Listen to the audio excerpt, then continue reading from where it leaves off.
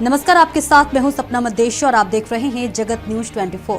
तो आइए शुरुआत करते हैं कुछ खास खबरों से। गुजरात राजकोट उपलेटा 18 उपलेटा तालुका पंचायत सीटों और 3 डिस्ट्रिक्ट पंचायत सीटों के नतीजे घोषित।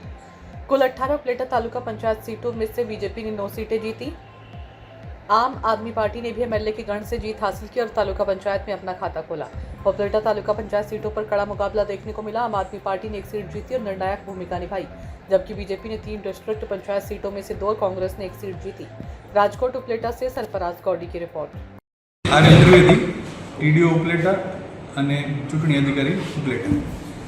આજરોજ ઉપલેટા તાલુકા પંચાયતની 18 બેઠકો અને રાજકોટ જિલ્લા પંચાયતની 3 બેઠકોનું પરિણામ જાહેર કરવામાં આવેલ છે, જેમાં ઉપલેટા તાલુકા પંચાયતની 18 બેઠકો પૈકી 9 બેઠકો ભારતીય જનતા પાર્ટીને મળેલ છે, 8 બેઠકો ભારતીય રાષ્ટ્રીય કોંગ્રેસને મળેલ છે, તેમજ 1 બેઠક આમ આદમી પાર્ટીને મળેલ છે।